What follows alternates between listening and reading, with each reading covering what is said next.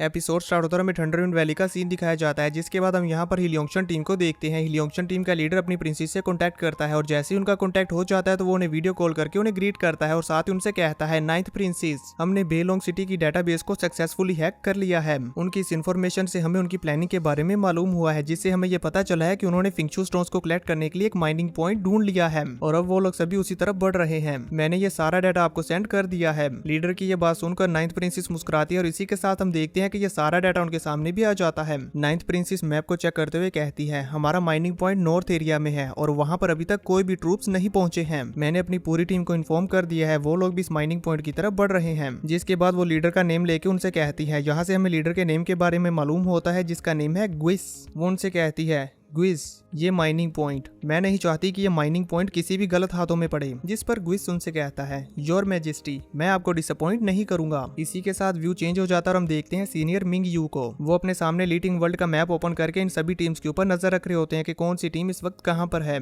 और साथ ही साथ यहाँ पर उन्हें लुओ फैंग की काफी फिक्र भी हो रही होती है। इसी के साथ हमें दूसरी तरफ लुओ फैंग को दिखाया जाता है, जो कि अब केव से बाहर आ चुका है और अपनी पूरी टीम के साथ फ्लाई करता हुआ जिया और हुक की तरफ बढ़ रहा होता है। यहाँ इतनी तेज तूफानी हवा में फ्लाई करते हुए जाते हुए हम देखते हैं कि इन सभी को काफी ज्यादा प्रॉब्लम हो रही होती है कि तभी अचानक से वो अपने नीचे देखते हैं कि कुछ और भी टीम्स इसी रास्ते पर जा रही हैं जिस रास्ते पर हम जा रहे हैं। उन टीम्स को जाते हुए वॉरियर लीशन भी देखते हैं और उसी के साथ साथ हम देखते हैं कि वो दूसरी टीम वाले भी इन लोगों को देख लेते हैं। फिर इसके बाद हम एक वॉरियर को चट्टानों के पीछे छुपा हुआ देखते हैं, जो कि लीडर होंग, लुओ फैंग और वॉरियर लीशन के ऊपर नजर रख रहा होता है। इनको देखते हुए वो कहता है, ओ तो ये वही टीम है जिन्होंने मेरी पूरी टीम को किल कर दिया। यहाँ से हमें मालूम होता है कि ये तो नाकामिंग क्लैन की टीम का कैप्टन है, जिस टीम को लुओ फैंग और उसकी टीम ने मिलकर जान से मार डाला था और ये कैप्टन वहां से अपनी जान बचाकर भाग गया था। अब इसके बाद हम देखते हैं लुओ फैंग के लिए इस थंडरविंड वैली में ज्यादा देर तक फ्लाई कर पाना मुश्किल हो रहा था, इसलिए वो लोग एक जगह पर रुकते हैं। वहां पर रुकने के बावजूद भी हवा से बचने के लिए लुओ फैंग अपनी हेवनली फॉरबिडन शटल शील्ड को यूज करता है और साथ ही कहता है, थंडरविंड वैली के अंदर विंड की पावर बहुत ही ज्यादा है, ये किसी भी 9 स्टार लेवल के वॉरियर को आराम से डिस्ट्रॉय कर सकती है और अगर हम इस थंडरविंड वैली में ओपनली फ्लाई करते हैं तो फिर तो दूसरे वॉरियर्स भी हमारी तरफ अट्रैक्ट होंगे और हो सकता है कि वो हमारे साथ फाइट भी करें। अगर ऐसा हुआ तो फिर हमें उनका सामना करना पड़ेगा। अभी फैंग ये बोल ही रहा होता है कि तभी वो देखता है कि उसके सामने से एक टीम फ्लाई करते हुए जा रही होती है और फिर वो आसमान की तरफ देखता है जहाँ पर बहुत ही ज्यादा लाइटनिंग बरस रही होती है। उसे देखते हुए फैंग कहता है, यहाँ पर जो लाइटनिंग्स बरस रही है वो 20,000 वोल्टेज की पीक पर है। अगर कहीं हम इस लाइटनिंग का शिकार हो गए तो फिर हमारे लिए जिंदा रह पाना मुश्किल हो जाएगा। ये कहते साथ अब लुओ फैंग अपनी पूरी टीम के साथ दोबारा से फ्लाई करना शुरू कर देता है और साथ ही साथ सोचता है, हालांकि यहाँ की लाइटनिंग पावर बहुत ही ज्यादा है लेकिन विंड थोड़ी सी वीक है, जिस वजह से ये हमारे लिए एडवांटेज है और थंडरविंड वैली के इन माउंटेन्स से होते हुए हम अपने माइनिंग पॉइंट पर बहुत ही जल्दी पहुंच सकते हैं। हालांकि ये रास्ता काफी डेंजरस है, लेकिन अगर हम इस रास्ते को यूज करते हुए जल्दी से जल्दी फिंगशू स्टोन्स को इकट्ठा कर सकते हैं तो ये हमारे लिए बेहतर होगा। इससे हमारी एनर्जी भी बचेगी और हम जल्दी से बाहर भी निकल पाएंगे। फैंग यहाँ पर ये सोच रहा होता है कि तभी इसी के साथ साथ हम देखते हैं कि उनके आसपास लाइटनिंग्स भी गिर रही होती है और वो बड़ी ही मुश्किल से इन लाइटनिंग से बच रहे होते हैं कि तभी अचानक से उनके ऊपर भी एक लाइटनिंग आकर गिरने लगती है। ये देखकर वो सभी लोग हैरान हो जाते हैं। फैंग जल्दी से अपनी हेवनली फॉरबिडन शटल शील्ड को सामने करता है। वो लाइटनिंग यहाँ पर उस शील्ड के साथ बहुत ही जोर से टकराती है। सभी लोग इस लाइटनिंग से खुद को प्रोटेक्ट करने की बहुत ही ज्यादा कोशिश करते हैं और इसे ब्लॉक करते हैं, लेकिन इस लाइटनिंग का इंपैक्ट बहुत ही ज्यादा था, जिस वजह से इन लोगों के लिए यहाँ पर इसका सामना कर पाना मुश्किल हो रहा होता है। लेकिन किसी न किसी तरह करके ये लोग उसका सामना करके अपनी जान को बचा लेते हैं, पर इसका इंपैक्ट बहुत ज्यादा था, इस वजह से ये पीछे धकेले जाते हैं। जिस पर फैंग इन सभी से कहता है, हमारा हुक और जिया की टीम से मिलने का पॉइंट करीब है, इसलिए थोड़ी देर तक बर्दाश्त करो और आगे बढ़ते रहो।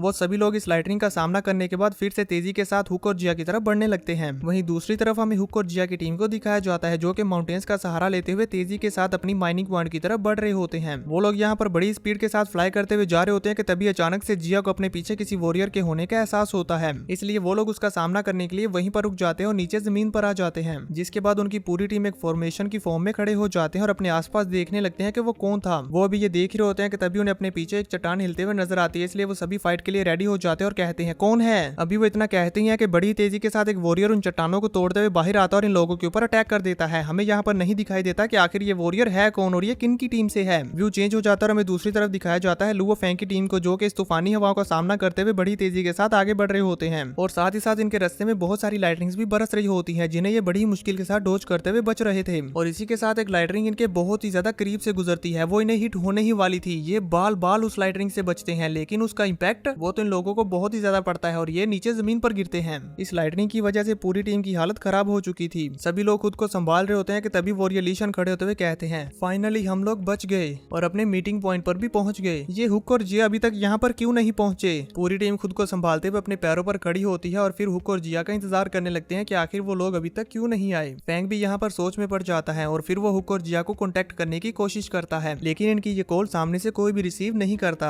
ये देखकर फैंग अपनी टीम से कहता है, हम हुक और जिया को रीच नहीं कर पा रहे, ऐसा लगता है कि उनके साथ कुछ तो गलत हुआ है। जिस पर लीडर होंग उनसे कहते हैं, होशियार रहो, यहाँ पर कुछ भी हो सकता है। जिस पर वो सभी हाँ में अपना सर हिलाते हैं। इसके बाद हम देखते हैं कि नाकामिंग क्लैन का कैप्टन अभी भी इन लोगों का पीछा कर रहा होता है, एक चट्टान के पीछे छुपकर इन्हें देख रहा होता है और इन्हें देखने के बाद चट्टान के पीछे छुपते हुए कहता है, हालांकि मैं अकेला ही इनका पीछा कर रहा हूँ, लेकिन फिर भी इनसे बच पाना काफी डिफिकल्ट है। ये लोग तो बहुत ज्यादा अलर्ट हैं। तभी दूसरी तरफ हम ओगियो को देखते हैं जिसे कि कुछ सेंस होता है, इसलिए वो थंडरविंड की तरफ आते हुए देखने लगता है कि कहीं ये हुक और जिया तो नहीं आ रहे। तभी वो देखता है नहीं, ये तो फिंगचू स्टोन है, इसलिए वो अपना हाथ आगे करते हुए उन विंड में से वो फिंगचू स्टोन पकड़ लेता है और उसे देखते हुए हैरानी के साथ अपनी टीम को बताता है, यहाँ पर छोटे छोटे फिंगचू स्टोन्स हैं जो कि विंड्स में फ्लो कर रहे हैं, जिसका मतलब ये है कि ये वाकई एक माइनिंग पॉइंट है। फैंग, लीडर होंग और वॉरियर ली शन ये देखकर खुश हो जाते हैं। तभी लीडर होंग लुओ फैंग से कहते हैं, थर्ड ब्रदर आप फिंगचू स्टोन्स को कलेक्ट करो, तब तक मैं हुक और जिया से कॉन्टेक्ट करने की कोशिश करता हूँ। जिस पर वो ऐसा ही करते हैं और फिर उस चट्टान के किनारे पर आते हुए खड़े हो जाते हैं और विंड्स को देखने लगते हैं कि जैसे ही कोई फिंगचू स्टोन आए तो ये अपनी स्पिरिचुअल पावर को यूज करते हुए उस फिंगचू स्टोन को कलेक्ट कर लें। ये लोग वहां पर खड़े हुए विंड्स की तरफ देख रहे होते हैं कि तभी उन्हें एक फिंगचू स्टोन अपनी तरफ आते हुए सेंस होता है, इसलिए लुओ फैंग और ओगी अपनी स्पिरिचुअल पावर को यूज करते हुए उस फिंगचू स्टोन को अपनी तरफ खींचते हैं। जैसे ही वो फिंगचू स्टोन इनके हाथ में आने ही वाला होता है कि तभी तेज हवाओं की वजह से वो इनके हाथ से निकल जाता है। ये देखकर फैंग कहता है, इन तेज हवाओं की पावर काफी ज्यादा है, जिसकी वजह से हमारी स्पिरिचुअल पावर डिसअपीयर हो जाती है, इसलिए अब मैं ये रास्ता अपनाऊंगा। ये कहते हुए फैंग अपनी क्लाउड रबिंग वाइन्स को बाहर निकाल लेता है और उनसे उन फिंगचू स्टोन्स को कलेक्ट करने की कोशिश करने लगता है। फैंग अपनी क्लाउड रबिंग वाइन्स को एक जाल की तरह यूज करता है और इन फिंगचू स्टोन्स को कलेक्ट करने की कोशिश करता है, लेकिन यहाँ पर इन हवाओं की पावर इतनी ज्यादा थी कि वो अपने साथ छोटे छोटे स्टोन्स और फिंगचू स्टोन्स को भी उड़ाकर ला रही थी और इनकी स्पीड और रफ्तार बहुत ज्यादा थी, जिसकी वजह से ये फैंग के क्लाउड रबिंग वाइन्स के जाल को तोड़ने लगते हैं और यूं ही धीरे धीरे करके फैंग का ये क्लाउड रबिंग वाइन्स का जाल टूट जाता है। ये देखकर फैंग भी समझ जाता है कि ऐसे भी यहाँ पर बात नहीं बनने वाली, इसलिए वो अपनी क्लाउड रबिंग वाइन्स को वापस खींच लेता है। लेकिन इतने में ही हम देखते हैं कि फैंग की ये क्लाउड रबिंग वाइन 3 फिंगचू स्टोन्स को अपने साथ ले आती है और लुओ फैंग को देती है, जिसे देखकर लुओ फैंग वॉरियर ली शन काफी खुश होते हैं। क्लाउड रबिंग वाइन की समझदारी को देखकर फैंग उसे शाबाशी भी देता है। वो लोग अभी खुश हो ही रहे होते हैं कि तभी लीडर होंग उनसे कहते हैं, ये हुक की तरफ से एक SOS सिग्नल है,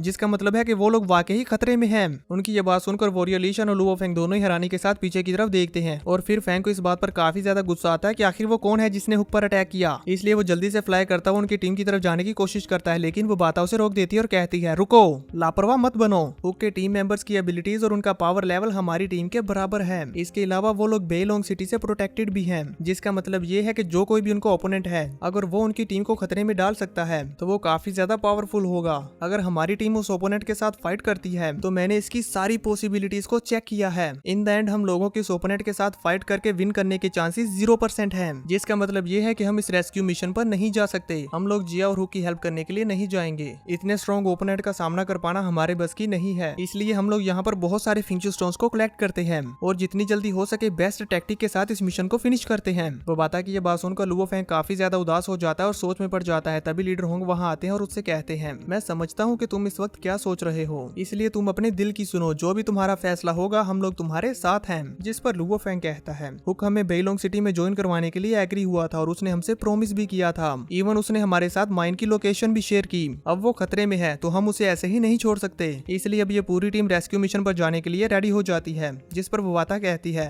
दोबारा नहीं। लुओ फैंग, क्या तुम्हें लगता है कि तुम एक नोवेल के मेन कैरेक्टर हो जो कुछ भी कर सकता है? लुओ फैंग बिना उसकी बातों पर ध्यान दिए कहता है, बबाता मुझे उनकी लोकेशन सेंड करो। सीन चेंज होता है और दूसरी तरफ हमें दिखाया जाता है सीनियर मिंगजू को, जिसको लुओ फैंग के इस डिसीजन के बारे में मालूम हो जाता है और वो कहते हैं, Luo Fang as a neutral adventurer, क्या तुम वाकई ही 2 मेजर पावर्स के दरमियान इस मैटर में इन्वॉल्व होना चाहते हो? बेईलोंग और हिलियोंगशन सिटी, मैं नहीं जानता कि इनका गोल क्या है, लेकिन लुओ फैंग तुम्हारे लिए इन दोनों के बीच इन्वॉल्व होने की ये चॉइस बहुत ही ज्यादा बुरी होने वाली है। सीन चेंज होता है और दूसरी तरफ हम देखते हैं कि लुओ फैंग और उसकी पूरी टीम उस जगह पर पहुंच चुकी होती है जहां पर हुक और उसकी टीम दूसरी टीम के साथ फाइट कर रही थी। फैंग दूर से अपने आर्मर की हेल्प से देखता है कि जिया और हुक वहां से बचकर भाग रहे होते हैं और दूसरी टीम उनका पीछा कर रही होती है और वो दूसरी टीम के लोग पीछे रह जाने वाली हुक की टीम के मेंबर्स को बहुत ही बेरहमी के साथ मार रहे थे। उस दूसरी टीम को देखते हुए वो बाता कहती है, वो लोग तो हिलियोंगशन किंगडम टीम के मेंबर्स हैं। इसी के साथ हम देखते हैं कि दूसरी टीम के मेंबर्स ने हुक को और जिया को पकड़ लिया था। इसी के साथ उस दूसरी टीम का कैप्टन यहाँ पर लुओ फेंग की टीम को भी नोटिस कर लेता है और उन्हें देखने के बाद अपने फेस से आर्मर हटाते हुए कहता है, मुझे हैरानी है कि बेलोंग सिटी के सिर्फ कुछ ही मेंबर्स यहाँ पर क्यों थे। ओ, तो तुम लोग अलग अलग होकर माइन को ढूंढ रहे थे। ढूंढने के बाद फिर एक ग्रुप बनकर वहाँ से फिंगचू स्टोन्स को कलेक्ट करोगे।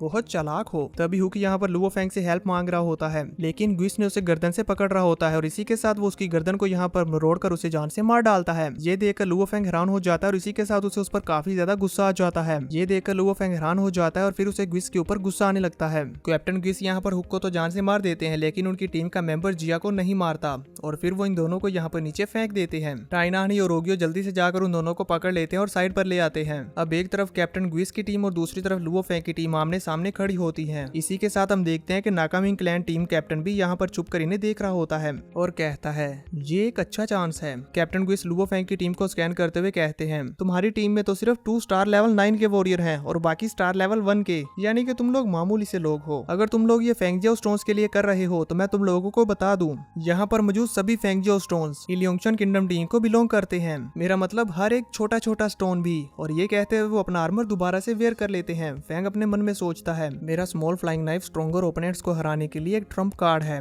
मैं उसे इनके अगेंस्ट यूज कर सकता हूँ। ये सोचने के बाद वो कैप्टन ग्विस से कहता है, चाहे तुम्हारी किंगडम टीम कितनी ही स्ट्रॉन्ग क्यों ना हो, मैं तुम लोगों को भी हरा दूंगा, मेरे दोस्तों के लिए जस्टिस को बरकरार रखने के लिए। ये कहते हुए फेंग और उसकी पूरी टीम अपनी पावर्स को अनलिश करते हुए उन पर अटैक करने के लिए आगे बढ़ जाती है।